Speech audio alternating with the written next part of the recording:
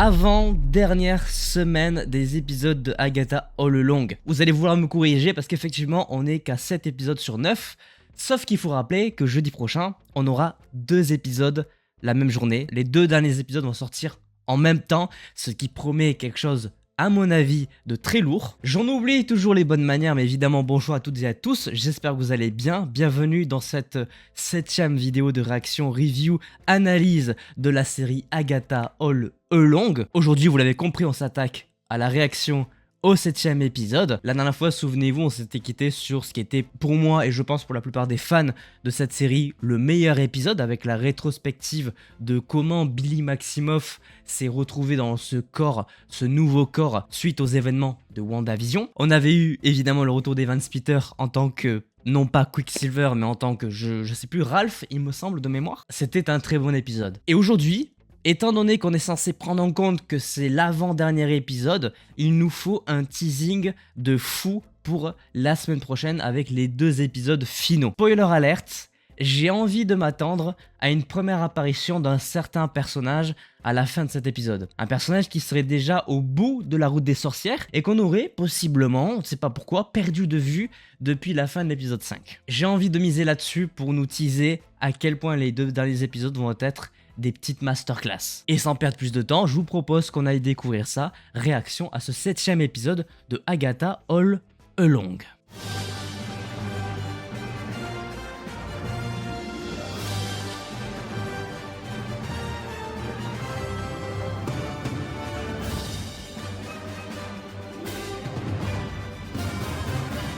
Le mini coup de gueule habituel, évidemment. Épisode de 30 minutes à peine.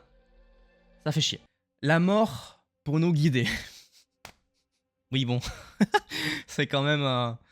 c'est de plus en plus gros, quoi. C'est carrément, il y a le nom du perso dans le titre. Ah, on revient sur Lila.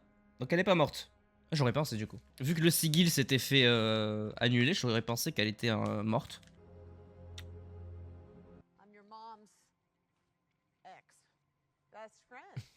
Ouais, bon. C'est pas sa mère qui veut, c'est ça, du coup. Là, il l'officialise lui-même, hein. Il veut juste son frère.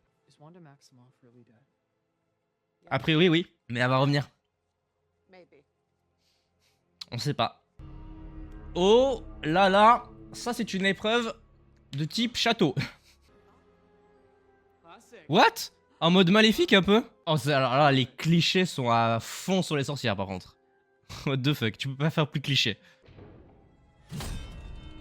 Ah, sympathique. Oh, épée de Damoclès. J'aime bien la ref. Amstramgram.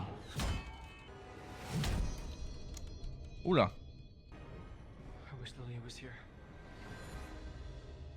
Ah. Eh ben quand on l'appelle, elle est là. Donc elles sont pas mortes les 2. What? Elle a essayé de prévenir? Ah, waouh.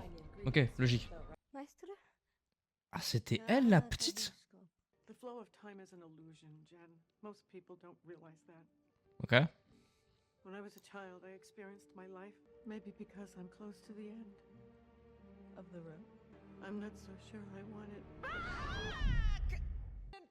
What the fuck?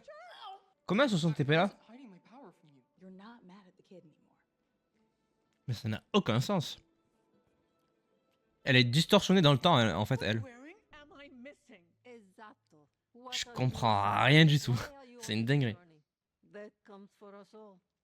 Oui. La mort? C'est super. Gros concept. Dans pas longtemps. Elle est pas loin. Il est complètement décousu l'épisode. Oh putain, pas elle. Quel enfer.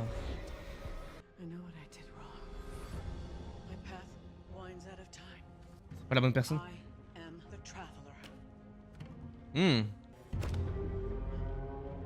Ah c'est ça, c'est elle en fait.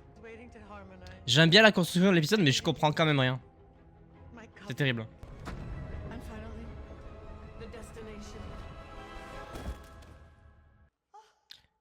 Rien compris. La mort. La mort. Oui. Montrez-la moi, montrez-la moi. Death. Oui. Let's go. Toutes les routes mènent à moi. Let's go. C'est ça qu'on veut. C'est ça qu'on veut, putain. Oh, let's go. Ils l'ont enfin dit officiellement, quoi. On a vu en visuel. C'est très sombre, mais on l'a vu. Oh là là. She's dead. She's what? C'est la mort. The original Green Witch. I like the bad boys. Let's go. When she calls you a coward, hit the deck. What? Go. Quand elle te traite de lâche, plonge. Ow. Ok. Something terrible happened. Du coup, elle se sacrifie. Sudden upheaval. Ah, elles sont horribles. What the fuck? C'est lunaire. Du coup, c'est comme ça qu'elle se débarrasse des sorcières de Salem, elle. Alors que c'était à Agatha de le faire. À la base. Mais du coup, elle va mourir aussi. Hein. Elle va lâcher et tomber sur l'épée du milieu, non? Et c'est pour ça qu'elle tombe, du coup, au début de l'épisode. Parce qu'elle est destinée à mourir. Let us begin.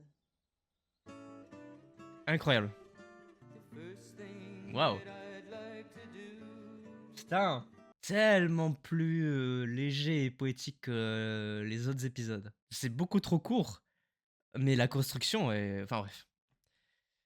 Ok. Je suis un peu chamboulé par cet épisode. En fait, il y a plusieurs choses.